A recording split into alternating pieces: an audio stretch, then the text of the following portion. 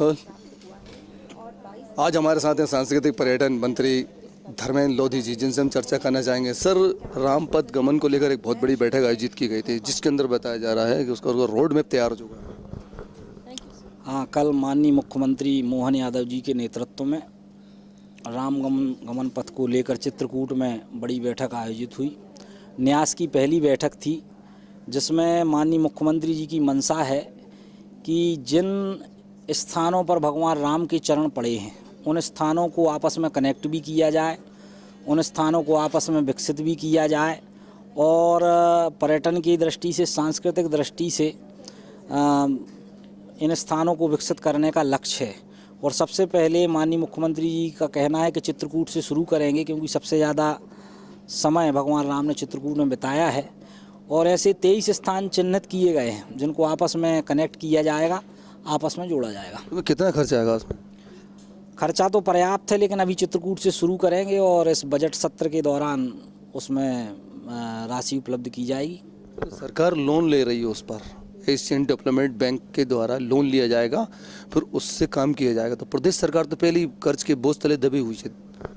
नहीं, लोन लेना कोई गलत बात थोड़ी है भाई। लोन कौन नहीं लेता। आज अमेरिका सबसे कर्जदार देशों में आप गिनेंगे तो अमेरिका ने सबसे ज़्यादा कर्ज लिया हुआ है, और आज वो विकसित देश है, महाशक्ति है।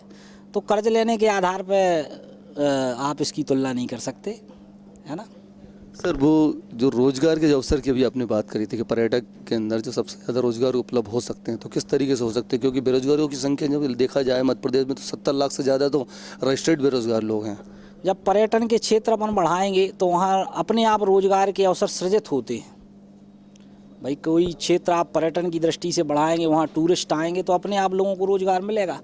तो पर्यटन को रोजगार से जोड़ने की योजना, विभिन्न होटल्स खुलेंगे तो उसमें भी रोजगार मिलेगा, टूरिस्ट गाइड रहेंगे उसमें भी रोजगार मिलेगा। तो अपार संभावनाएं हैं। तो इस पर काम, विदेशी टूरिस्ट भी आएंगे तो उसमें भी रोजगार की संभावना है। तो तमाम चीज़ें हैं।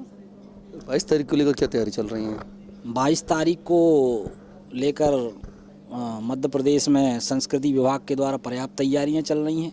गांव-गांव राम कथा का आयोजन किया जा रहा है, अखंड रामायण चल रही हैं, भजन कीर्तन के कार्यक्रम चल रहे हैं, मंदिरों की सफाई के कार्यक्रम चल रहे हैं। और 22 तारीख को मुख्य मंदिरों में LED लगाकर इस कार्यक्रम को लाइव भी दिखाया जाएगा। और उस दिन संस्कृति के विभाग के द्वारा और तमाम धार्मिक संस्थानों के द्वारा आग्रह किया गया है कि उस दिन दीपावली का माहौल होना चाहिए। तो इस दृष्टि से लोगों को जागृत किया जा रहा है। छोटे मंदिरों में तो अभी तक कोई पहुंचा नहीं है वहाँ पे। छोटे मंदिरों में स्थानीय व्यवस्था के अंतर्गत, चूँकि देखो हर काम सरकार के द्वारा नहीं किया जा सकता। सरकार के साथ सब लोगों की सहभागिता जब रहेगी तो हर काम संपन्न होगा। तो मुझे लगता है तो ये तो अपने आप लोग संपन्न कर रहे हैं। जैसे रामधुन चल रही है, अभी आप गांव-गांव जाओ तो रामधुन शुरू हुई है, अखंड रामायण शुरू हुई हैं। तो बहुत अच्छा माहौल है। निश्चित रूप से इसका अच्छा परिणाम सामने आएगा।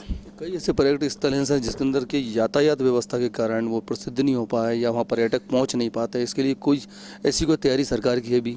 उसको प्रयास करेंगे अपन, जहाँ नहीं पहुँच पा रहा है उसको चिन्हित करके उनको कनेक्टिविटी से जोड़ेंगे। तो ये थे धर्मेंद्र लोधी जी, जो बता रहे थे कि रोजगार के अवसर जल्द से जल्द प्रारंभ किए जाएंगे। किसी भी तरीके से जो कि पर्यटन स्थल है उसको बढ़ावा देने के लिए जिससे रोजगार के अवसर मिलेंगे, जो बेरोजगारों की संख्या वो कम होगी। और प्रदेश सरकार के द्वारा लगातार इसका प्रयास किया जाएगा। रामपथ गमन को लेकर भी चित्रकूट के अंदर एक बहुत बड़ी बैठक हुई थी, जिसको लेकर भी एक रोड मैप तैयार कर लिया गया है। कैमरा पर्सन अफजल के साथ राजू प्रजापति, राजधानी तक भोपाल।